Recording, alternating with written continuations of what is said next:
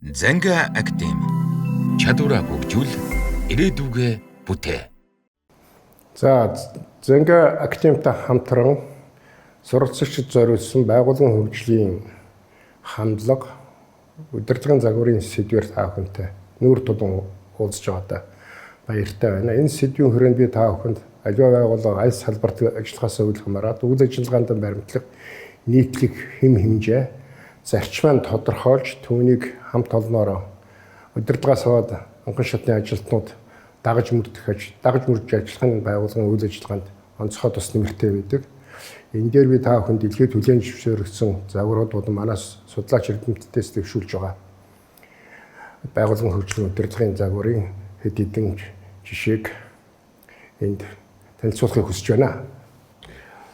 За, юуны төрөнд эхнийх нь хөгжлийн чиг хандлагын тууштай баримтлах ичив гэдэг ингээд загвар байдаг. За энэ загварын хувьд бол яг хөөр аливаа байгууллага хөгжлийн чиг хандлага ирээдүйг тодорхой хараад түүнийг байгууллагын нийт хамт олон үйл ажиллагаанд яаж мөрдөж ажиллах вэ гэдгийг тодорхойлсон нийтдээ 7 зарчим байдаг. За энийг бол энэ ичив гэж үгний 7 үсгээр бол яах нь ингэж томьёолоод тус тусад нэг зарчим гарч ирж байгаа. За хамгийн түрүүнд ability гэж байгаа.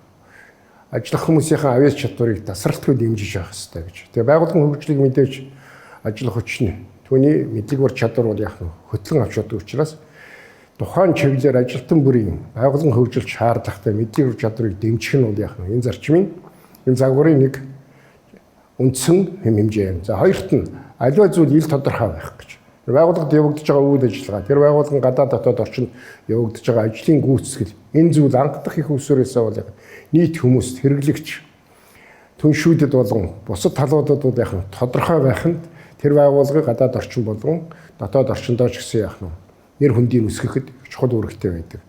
За мэдээж гуравт нь хүмүүстэй анхаарал тавих тэдэндээ яах нь тусламж үзүүлж явах хэрэгтэй.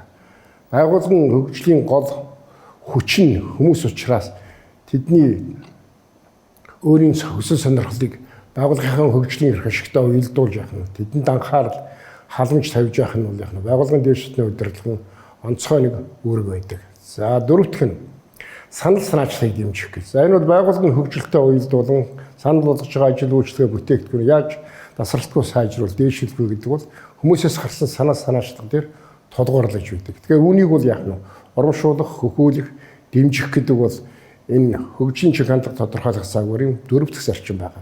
За 5-д нь аливаа ажлын гүйцэтгэл бодиттой үнэлэх ёстой. Ажлын амжилтч байж болно, алдаа онооч байж болно. Бодиттой үнэлснээр тэндээсээ дараагийнхаа шатны ахиц нэвчлийг бий болдог. Хэрвээ алдаа гарсан бол түүнийг засаж өөрчлөх, амжилт гарсан бол яах нь түүнийг тасралтгүй өргөжлөн хадгалах гэдэг бол яах нь бодиттой үнэлгээ гэдгийн зарчмын суурин юм. 6-д нь аливаа үйл ажиллагаа гаргаж байгаа шийдвэр бүх шатанд түүнд хандахтаа нухацтай байх ёстой. Хөнгөн хийсвэр авч байгаа мэдээллийг тийм ээ чанарын шалгахгүйгээр яах нь түүнд шийдвэр гаргана гэдэг бол яах нь мэдээж нухацтай байх энэ шаардлагыг хангадаггүй. Тэгэхээр 7 огтолж 7 хэмжээд 1 огтол гэсэн зарчимч бас энэ нухацтай байх гэдгийг яах нь нэг хэллэг гэж ойлгож болно.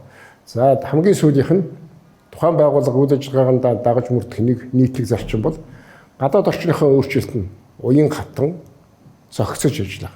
Гадаад орчны өөрчлөлт тухайн байгууллагын үйл ажиллагааны цар хөрөө түүний онцлогоос үл хамааран өгөгдсөн нөхцөл. Тэгэхээр орчин яаж өөрчлөлтөнд танаас үл хамаарах учраас түүний далайц учирж болох саад бэрхшээл сорилт нөгөө талаас таата боломжуудыг бол яах нь өөрийн үйл ажиллагаанд нийцүүлэн авч ашиглах нь бол яах нь өөрчлөлтөнд уян хатах гэсэн энэ зарчмыг тодорхойлж байна.